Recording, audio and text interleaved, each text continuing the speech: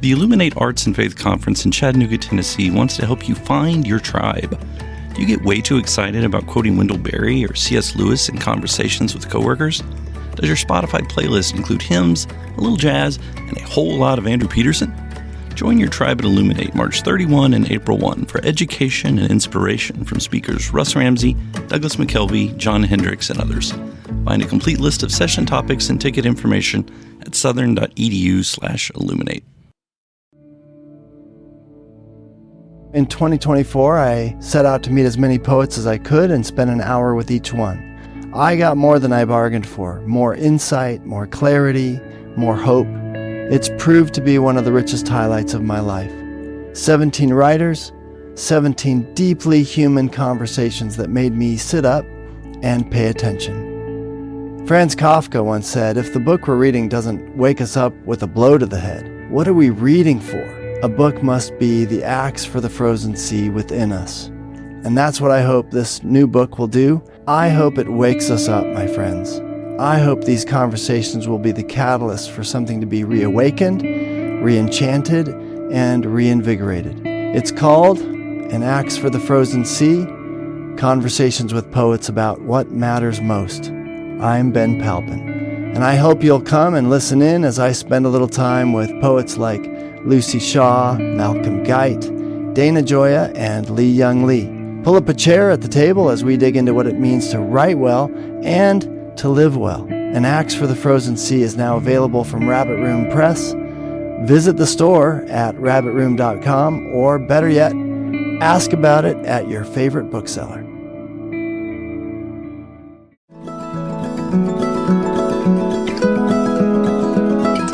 Welcome to the Habit Podcast, conversations with writers about writing. I'm Jonathan Rogers, your host.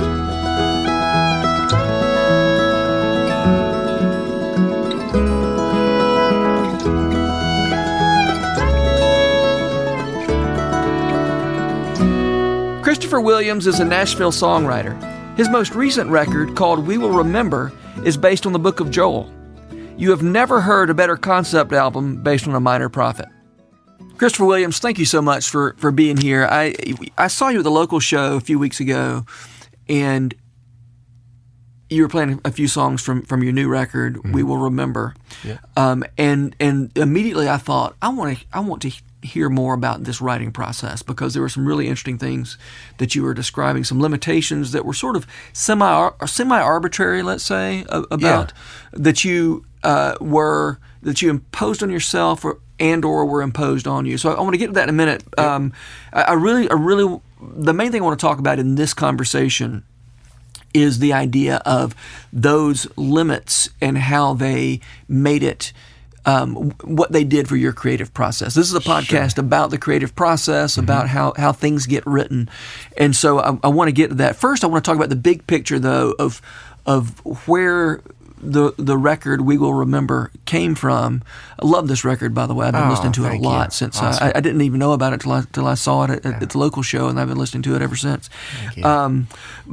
But tell us about the big picture here, and the book that it's related to, and actually two books it's related to. Yes. So the We Will Remember is my 12th album, and it kind of came on the heels of my 11th, which was a record called Gather, which was all about community and kind of pushing back on fear. I love that one too, by the way.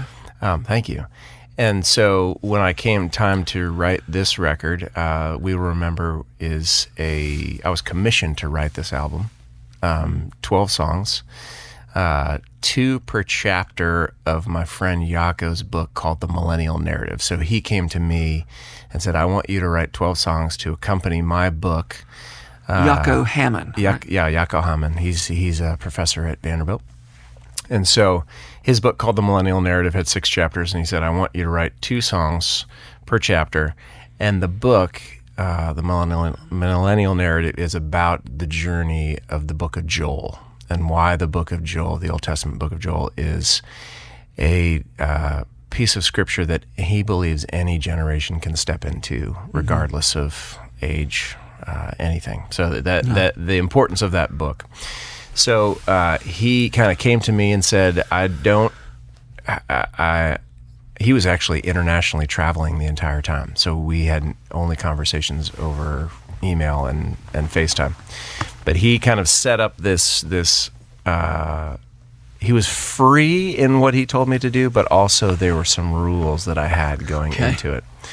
So he wrote the check, and so I had to follow the rules, basically, is how it worked. Yeah. And he said, because of the nature of the book, the Millennial Narrative is about the Book of Joel, but it's also why the church needs to adapt what they're doing as a body, because they are slowly finding themselves dying out, and that is because the millennials are not going to church. Mm-hmm.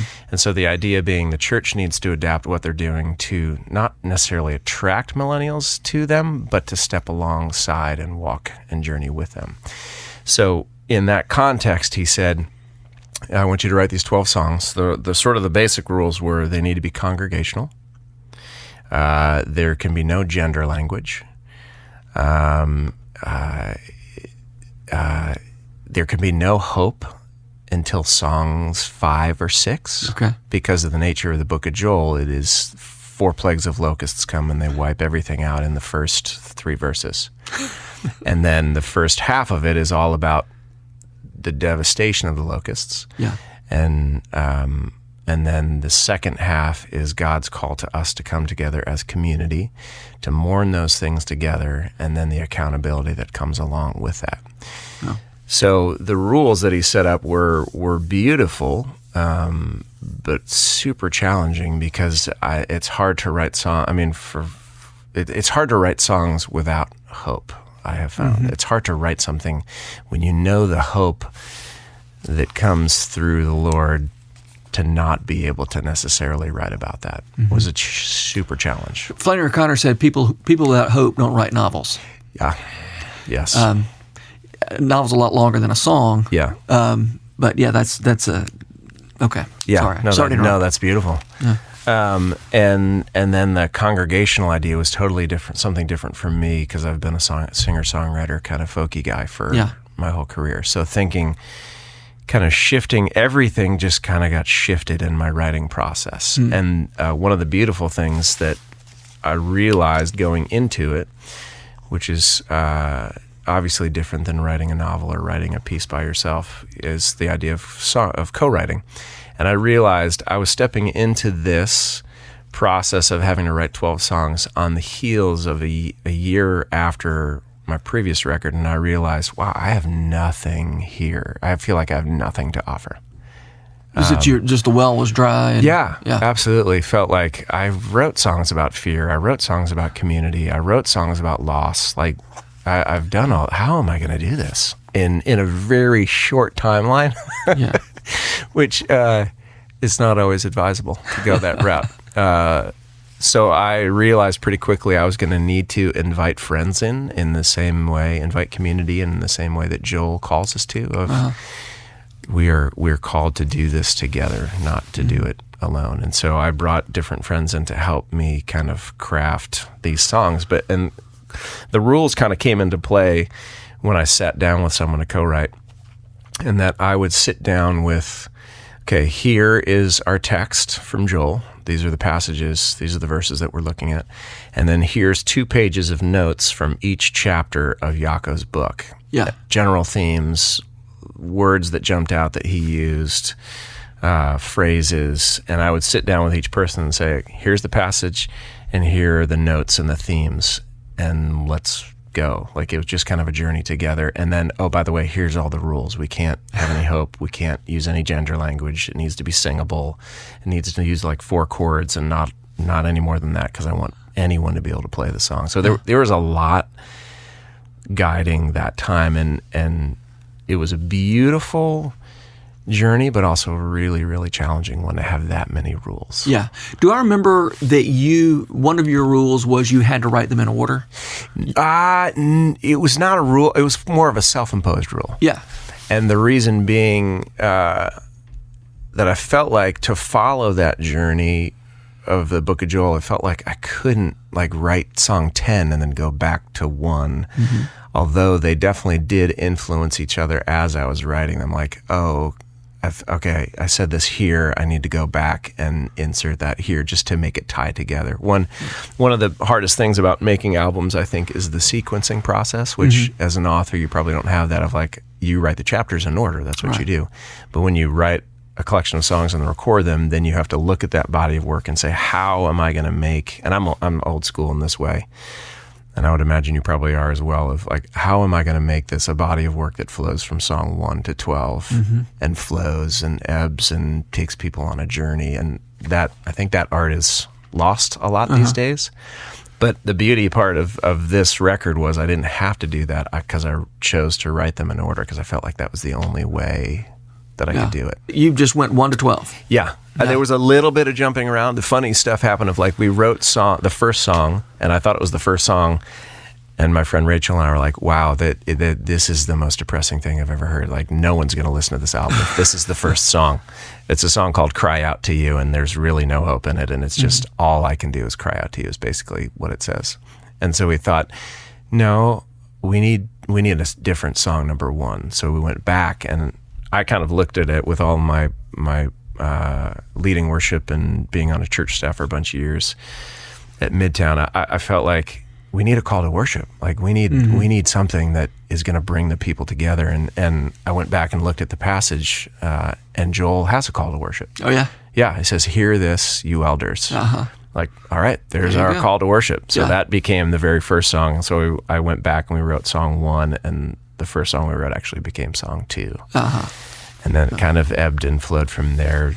Track 6, I'm Not Alone, we started, but then I let go of it to kind of keep moving forward, and then I went back to it and backfilled it in.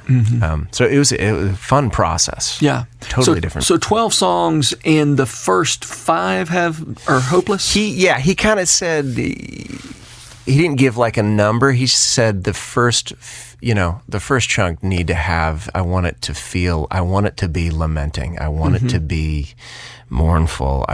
This is the heart of the book of Joel, is you're lamenting loss. But you can have community be a part of it, because that's very much a part of Joel's narrative, is lament, but don't lament alone. Yeah. Because that's not what we're called to do. And so there's hope, but if you know the restoration that God brings, then you know hope. But he kind of said, I don't want you to speak specifically of it. Yeah. You can hint at it. And so there's actually track 4, a song called I Cannot Know You, I think one of my favorites on there. And there was actually a line in the second verse, and what we wrote was, in our desolation, hope is found. And when I looked, I did this for my last record too, but I wrote all the lyrics on big white sticky sheets and put them on a wall. So I was looking at all of the songs together, which was a really fun process, just to see the themes and make sure I wasn't saying words too many times and everything was connecting together. And I sat back and I looked at that with my friend Rob, who I wrote the song with, and we're like, yeah, we broke the rule. We broke the rule. We need to go back, and we changed it to our desolation, we are bound. Just a little, got to keep the rhyme. But yeah, just kind of take that out, because we were like, yeah, we didn't follow the rules. Wow. Okay, so you got yourself in a bind on this project. Yeah. 2 months out, you hadn't written any lyrics, and you had reserved you paid for studio space, right? Yeah, I was probably seven or 8 songs in, and I had about 4 or 5. Well, no, I take that back. Probably halfway in, and I had 6 or 7 songs to write before studio time. And then the last 2 weeks, I was like, okay, I got 2.5. I got 2 songs to finish and a couple bridges, and it's coming down the pike pretty fast. Yeah. Okay, so I want to hear about the ways that those limits, those parameters, to what extent do they make it harder, and to what extent do they make it easier? Like, I'm sure in some ways I'm sure it was both, right? In some ways it made it harder, in some ways it made it easier. So talk to me about that, especially given this time constraint that you're on. I think that's really interesting. Yeah, I think when you have a deadline and that rule is kind of in place, that you've booked studio time, it lights the fire in a different way, and not always the most productive way. But what it caused me to do was to really rely upon my community, and also listening more, like listening to what God was saying. Especially this record is very. I felt like it was an exercise in listening to where God wanted us to go in the journey, and so a lot of it felt like a lot of starts and stops of like. We would start a song, nope, that's not the right one. Like track 7, we started probably 7 different songs, and it wasn't the right one because I knew what songs 1, 2, 3, 4, 5, 6 were. But the timeline of it, again, I wouldn't necessarily recommend. It really made me work really hard. Like in that last few weeks, I was so ensconced in this of like thinking about it all the time. Yeah. My family was probably not too excited about that, and I apologized at the end of it. But it was just constantly on my brain. I was constantly thinking about it. But to me, that's one of the most life-giving times in my career or in my kind of journey is when I'm writing in that space. That's all I'm thinking about. I'm not thinking about anything else. And there's a beauty to that, in keeping your eyes open and your ears open and aware of everything that's going on and how that's going to kind of help you write the songs that you're needing to write. Does that answer the question? That's well, it's partial. I'm going to stay after you. Okay. When you talk about keeping your eyes open during that writing process, I assume you mean in a more concentrated way during that period, right? I mean, you're always observing. I'm guessing. Yes. One thing, I took a sabbatical this winter after I finished this record because I was so exhausted. And one of the things that I realized on sabbatical was I have lost the ability, probably because the device that's in my pocket right now has taken away my ability to observe the way that I used to when I was younger. And it's really disconcerting that my attention is drawn, or my attention is compromised by that to the point where I don't, as much as I used to in my late 20s, early 30s, be aware of people that are around me, people in the grocery store, stories that I hear. Like I used to carry this pad around and I used to write stuff down by hand all the time. And over a sabbatical this winter, I was like, I need to get back to that. Yeah. I feel like I'm being told things and I'm being given nuggets and God's speaking to me and it goes in one ear or I don't even hear it and then it goes out the other. Yeah. Yeah. What are you doing about that? I'm carrying a book around. Just carrying the book around. Yep, and being not pulling the phone out. Yep. Of course, part of the challenge here is that even if you put your phone up, the people who 15 years ago would be telling stories around you, they're looking at their phones. Yeah, that's very true.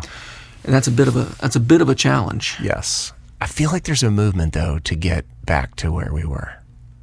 My time on sabbatical was like, I need to remember that I survived without this before. Yeah. Like I functioned quite well before. Yeah. And I was probably more aware and more in tune and more inspired than I was before I had the device. Yeah. Okay. So so you've given the caveat that you don't recommend this time crunch. Within the time crunch, since that couldn't be helped, or it could have been, but it wasn't helped. Let's put it that way. Yeah. Partially self-inflicted. Right. Yeah. The parameters, the guardrails that were put up around your writing. Yep. How did those help you get through that difficult time? I think having the boundaries kind of helped keep me from going off the road down a tangent. But it also made it, it was a blessing and a curse. It made it more challenging because I had to make sure that what I was doing fit into this box. But then the beauty of the box was I knew exactly where I was trying to aim. Yeah. The trick with co-writing was to bring my friends along and show them the box and say, this is where we have to land. Yeah. and them like suggesting things outside of the box, but then I had to bring them back and say, no, we gotta get it here. We actually can't use he to talk about God. We need to use the word God, or we need to figure out a different way. So it was really kind of a little bit of a mind bender in terms of, normally when I write, I just write and what comes out, and the songs, are what they are. But this was very much, it was sort of like a wrestling match, every song. Yeah. Has anything changed about your writing process as a result? Or are you just going to go? I have not written a thing since. Yeah. Yeah. And that unfortunately is that kind of the journey that I'm on. I write for a record, and I don't like it that it's that way. Yeah. But I was so exhausted after it. I just needed to step back and just take a breath. So the fact that you mostly write for records, does that mean that you don't write a lot of stuff that you don't use? Yes. Yeah. Yeah. That's there. You're not one of these 10 and 2 guys who's Nope.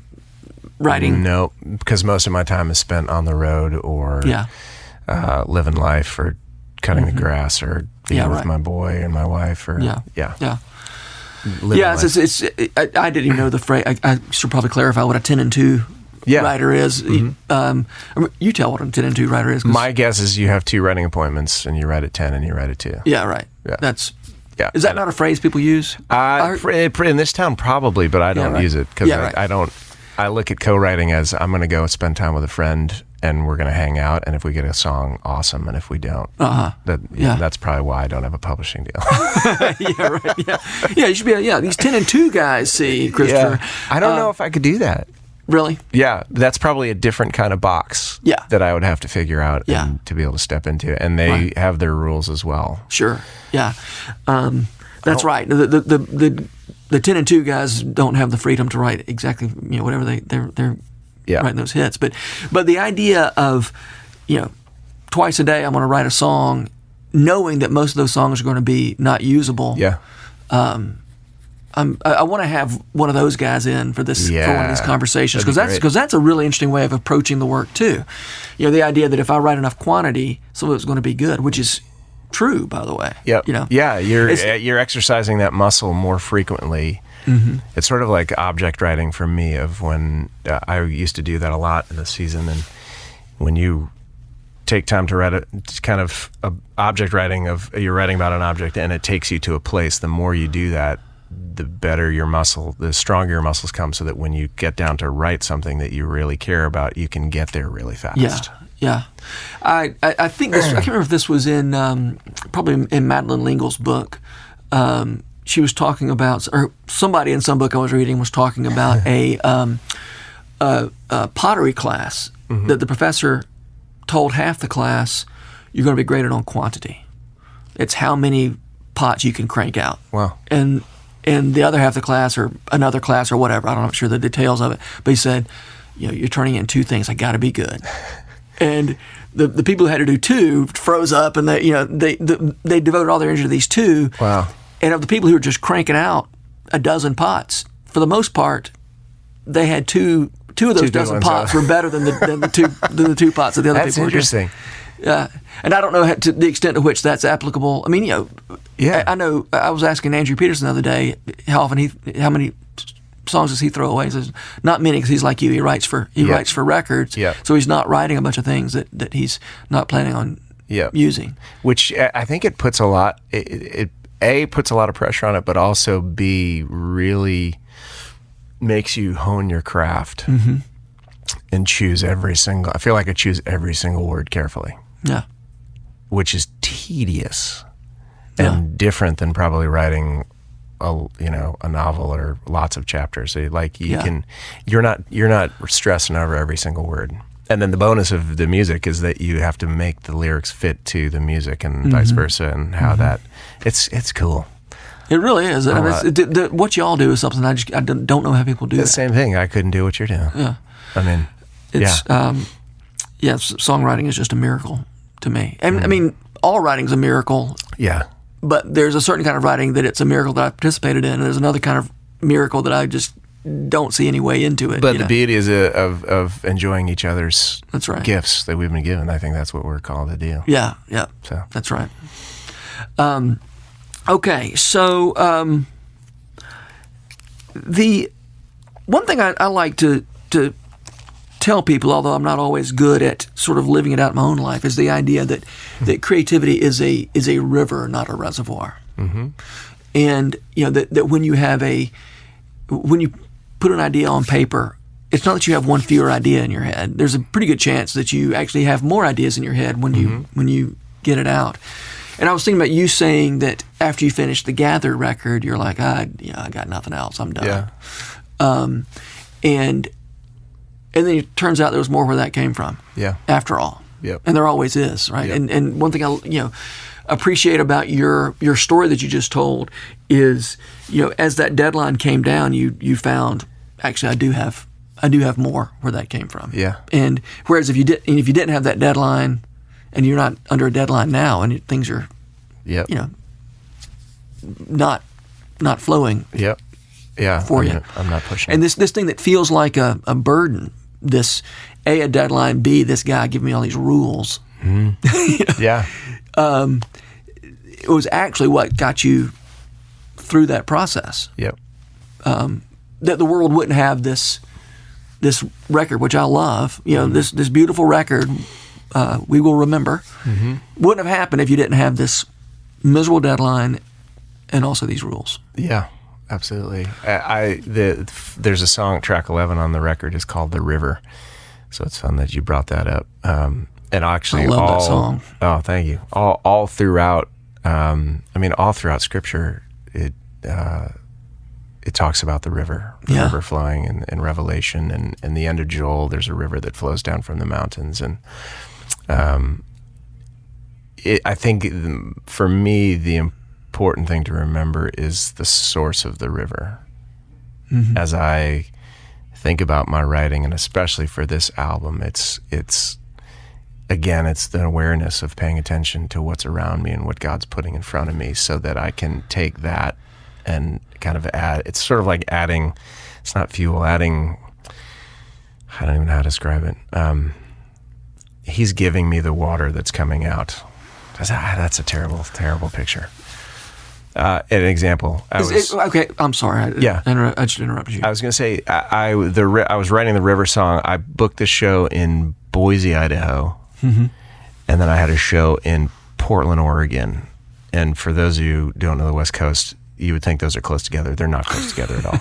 And I literally drove to Portland, played a concert, and then drove all the way back to Boise. Yeah, drove all the way back to Boise. But the beautiful part about it was I was writing this song called The River. Uh-huh. And I knew that was what the title was going to be. And if you know Eastern Oregon, it is just dry and desert. And so I left Idaho and was driving, and then you connect up to the Columbia River Gorge, which is this massive river. And it's desert and desert. And the further west you go towards Portland, it gets greener and greener and greener and greener. So it was this beautiful image of Scripture kind of coming out of Joel, of this river that's pouring out and the new wine that will drip, and then this desert drive that I had all the way to Portland, where I stopped at a rest area in the 90-degree heat, blowing wind, and I pulled my guitar out and I started writing this song. Wow. And then got to Portland, played the show, and on my way back stopped at the same rest area and finished the song. Wow. It was like, that is I'm so glad you didn't fly. Yeah, me too. It was a perfect thing. I love riding in the car. I don't listen to a lot of music, and I had the windows down, and just sort of that journey, that wrestling match with God, but also, what am I seeing? What's around me that is helping fuel what I'm trying to create? Yeah. Well, on the subject of rivers and water receptacles, I'm thinking about is it Jeremiah, where it says, you're digging your own cisterns, and it's just not, it is not working for you. Yeah. And I think when it comes to creativity, we so often are digging these cisterns and hoping that we're going to be good enough diggers that this is going to happen. Yeah. Whereas there's this river flowing. Yeah. That you said something about the flowing out. I wonder if it's almost like this river's flowing and we sort of dip into the river somehow. Yeah. Yeah.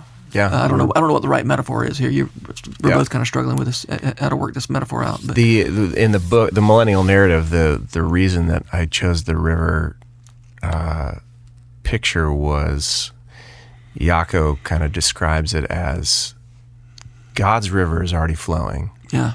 And it's a question, do you want to step into what's happening, or are you going to be on the side looking at the river? And the idea being churches, this is kind of the premise, one of the premises of the book is, do you want to make a new river that you want millennials to step into, or do you want to step into the culture and the heart of who they are? Because that river's already flowing. They have accountability. They have social justice blowing through them. Like, do you want to create something new, or do you want to step into what they're already doing? And that's kind of the premise is, no, we want to step in. As a church, we need to step into what's already happening and come alongside and bring Jesus into the midst of that. Yeah. Interesting. Okay, let's see. I had something else. Oh, real quickly, can you talk a bit about your big sticky sheets? Oh yeah, for sure. Just as a process thing, I'm interested in that idea. I've never. I did it for the Gather record, and I did it for this record, and I've never done it before. But the idea was, I wanted to get, often I kind of wrestle between writing by hand in my black no-line book, and then on my computer with the quick Microsoft edits. And so this was a third approach of, I want to be able to look at everything in one shot. Like, I want to, and we have our upstairs, we have this vaulted ceiling, so the wall is pretty tall. And so I laid out all the songs just to see, like, what words are popping out unintentionally or subconsciously. And then, am I saying this too much, or is this just kind of like in Beautiful Mind-ish, but also Memento-ish of, like, I need to see where all the dots, I just want to connect all the dots and make sure that this journey is making sense. So when it came time to writing the We Will Remember record, because of the nature of writing the songs in order and the themes running throughout and the process of it, I really wanted to make sure that it was a journey that I was seeing from top to bottom. And the first time I played all these songs straight in order, before we went into the studio, I invited 20 folks over to my house, and I played through all the songs and left all the lyrics up. Yeah. So that they could listen to whatever they could listen, or they could read the lyrics that they're listening to, or read something else that was happening. It was just really cool. Yeah, a really cool experience. To just to be able to see the lyrics kind of come to life, but then to draw the themes throughout each. I don't think I will ever make a record without doing it again. Yeah, I love the idea of sort of bringing this into the physical world. You know, I mean, it's so especially in book writing. I mean, at least when you write a song, you can go play the song. Yeah. In book writing, it kind of feels like, especially in not book. I mean, okay, book writing, at least you have a book, but so much of what I write ends up on the internet. Yep. Or an email or something. Yeah. And every now and then I just need something. I need a physical, tangible, literally tangible thing, you know, that I've produced. And which sometimes that means going and doing like a lino cut, a block print or something like that. I do that every now and then. That's something that just to have something to do with my, that's creative to do with my hands. But I just, that really sort of, I've never heard of anybody, using the big sticky sheets before, but I love that idea. And it's a fascinating thing with the music business now of like there is no tangibility. Yeah. It's all digital. And so there's no, I feel like we've lost a lot of that tangibility with the way people consume music. Yeah, the liner notes and or the album covers, Yep. And the ordering, the fact that I don't get to choose what order to play my songs. I mean the songs that I've bought. Yeah. It's what the maker of the music chose. That order he chose is the order that I experienced it in. Yeah.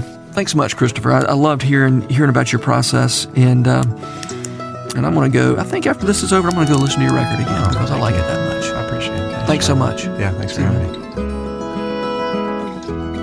The Rabbit Room has partnered with Lipscomb University to make this podcast possible. Lipscomb has graciously given us access to their recording studio and the Center for Entertainment and Arts building.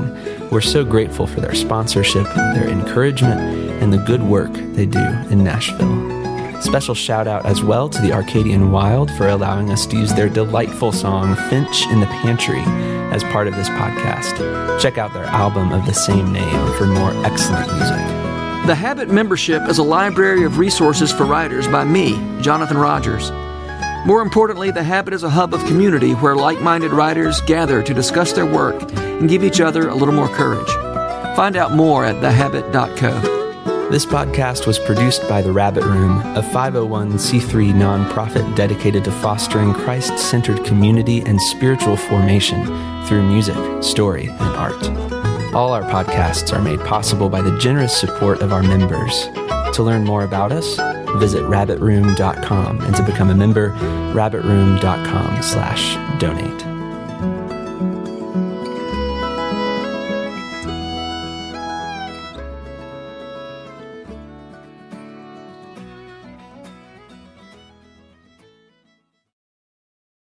If you've enjoyed this podcast episode, consider joining the Rabbit Room membership.